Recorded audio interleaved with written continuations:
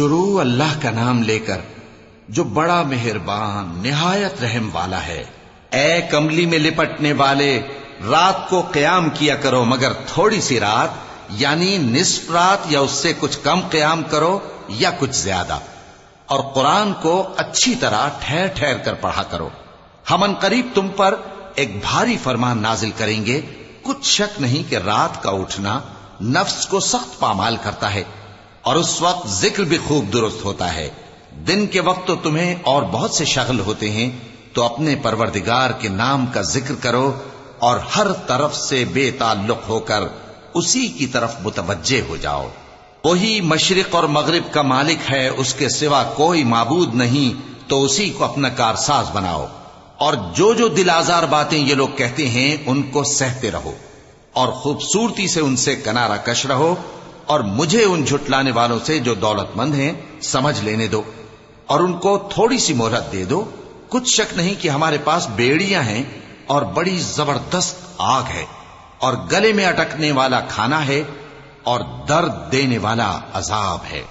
جس دن زمین اور پہاڑ کانپنے لگیں اور پہاڑ ایسے بھربھرے ہو جائیں گے جیسے ریت کے ٹیلے، اے اہل مکہ، جس طرح ہم نے فرعون کے پاس موسیٰ کو پیغمبر بنا کر بھیجا تھا، اسی طرح تمہارے پاس بھی محمد صلی اللہ علیہ وآلہ وسلم ایک رسول بھیجے ہیں جو تمہارے مقابلے میں گواہ ہوں گے۔ سو فرعون نے ہمارے پیغمبر کا کہا نہ مانا تو ہم نے اس کو بڑے دردناک انداز سے پکڑ لیا۔ اگر تم بھی ان پیغمبر کو نہ مانو گے تو اس دن سے کس طرح بچو گے جو بچوں کو بوڑھا کر دے گا، جس سے آسمان پھٹ جائے گا۔ یہ اس کا وعدہ پورا ہو کر رہے گا۔ یہ قرآن تو نصیحت ہے، سو جو چاہے اپنے پروردگار تک پہنچنے کا راستہ اختیار کر لے۔ تمہارا پروردگار خوب جانتا ہے کہ تم اور تمہارے ساتھ کے لوگ کبھی 2/3 رات کے قریب اور کبھی آدھی رات اور کبھی تہائی رات قیام کیا کرتے ہو، اور اللہ رات اور دن کا اندازہ رکھتا ہے۔ اس نے معلوم کیا کہ تم اس کو نبھا نہ سکو گے، تو اس نے تم پر مہربانی کی،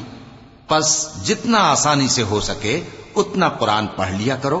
اس نے جانا کہ تم میں بعض بیمار بھی ہوں گے، اور بعض اللہ کے فضل یعنی معاش کی تلاش میں ملک میں سفر کریں گے، اور بعض اللہ کی راہ میں لڑیں گے، تو جتنا آسانی سے ہو سکے اتنا قرآن پڑھ لیا کرو،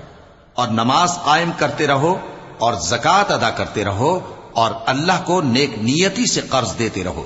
اور جو عمل نیک تم اپنے لیے آگے بھیجو گے اس کو اللہ کے ہاں بہتر اور صلے میں بہت عظیم پاؤ گے، اور اللہ سے بخشش مانگتے رہو، بے شک اللہ بخشنے والا ہے، مہربان ہے۔